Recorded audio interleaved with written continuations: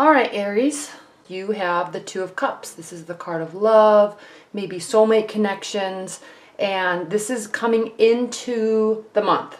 So you may have just met somebody, you may have a new relationship that has been going really well. You're very excited about it. Okay, so you're very excited. Love is going well. I'm not seeing too many issues with respect to love. It is going to be a pretty mild month in general anyway for everybody before we go into retrograde and eclipse season that starts at the end of the month. So it's going to be pretty mild. You're feeling very happy, right? Your primary card is the Two of Wands. This is a card of contemplation, a card of delay, maybe a card of feeling. Maybe there's an energy of feeling a little like you're missing something in life. Your life is going really well. Your finances are going well. Work, friendships, family, everything is beautiful. You have this love or this new love in your life. Or you may be just focusing on wanting to find this type of connection with somebody. Okay, if you're in an established bond, things have been going well. But you're still feeling like there's a little bit of a missing piece. So it doesn't mean it's not here or it's not coming. It just might be a little bit delayed, or it might not be moving at the rate that you're wanting. So what you're doing, Aries, this is your benefit or your challenge position, is the Eight of Pentacles. And this is a card of working. You're focusing on work, okay? Ever since, oh gosh, I think the end of June, really, you've been working. You've been putting your head down, focusing on work, focusing on building your career, and it's been going well. And it looks like as far as a benefit, you are going to continue to do so. Also, as far as a challenge, you may be needing to, yes, keep your head down, yes, focus on work, but maybe slow it down a little bit. Maybe focus a little bit more on your love life if that's something you're wanting to focus on, okay? What's grounding is the Judgment card. You are ending a phase in your love life. This is a love reading, so I'm talking about ending a phase in your love life. This is the 20th Major Arcana card, which means you've gone through an entire phase and you're getting ready to end a phase. You're getting ready to make a final judgment about something that's going on. Maybe you have some information that's come to light fairly recently, last couple weeks, last month, that has made you realize that it's time to move in a certain direction. Okay, and this card gives you the confidence and the information that you've been wanting to make a clear decision on how you want to move forward. Aries is the Sun card, okay? This is the card of joy, happiness, success, love, marriage, focusing on family, all right? This is where your mindset is.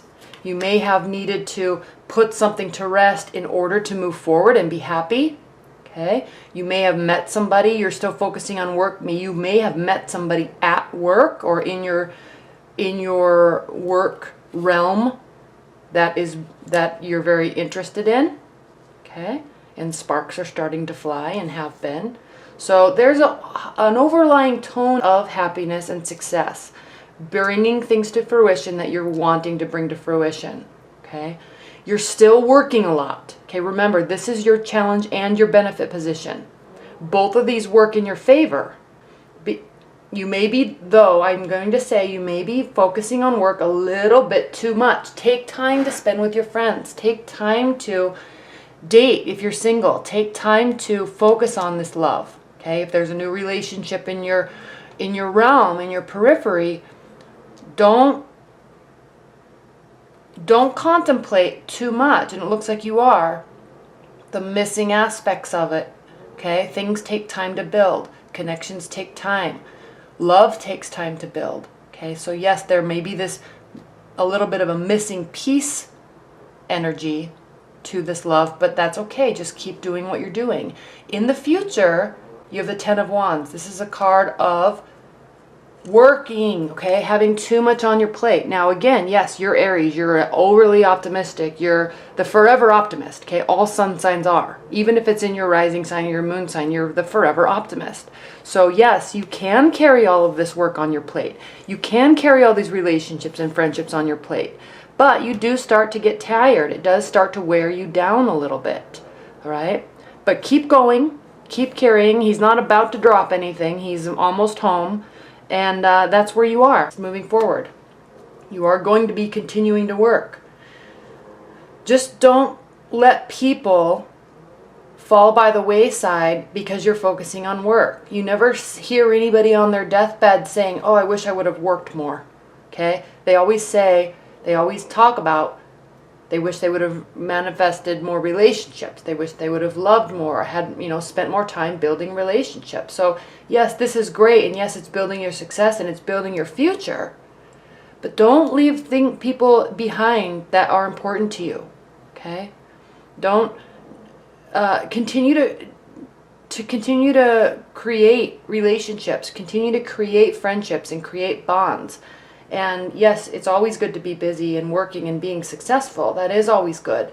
But relationships and people are what really matter in our life, as long as they're the right kind of people, as long as they don't put you down or put you in a situation where you feel like you can't spend time with your friends or can't spend time with work. There's healthy relationships and there's toxic relationships. So as you're contemplating what type of relationship this is going to be for you, if you're dating, or if your spouse is, putting pressure on you, they need to have your success at heart, but, you also have to keep that in check. What type of relationship am I in? What type of relationship do I really want? How do I want my partner to treat me? How do I want them to speak to me? How do I want them to talk to me? Okay?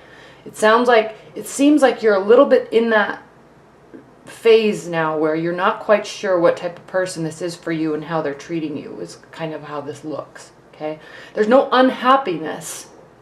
There's just focusing more on work as opposed to focusing more on relationships. And just don't forget relationships.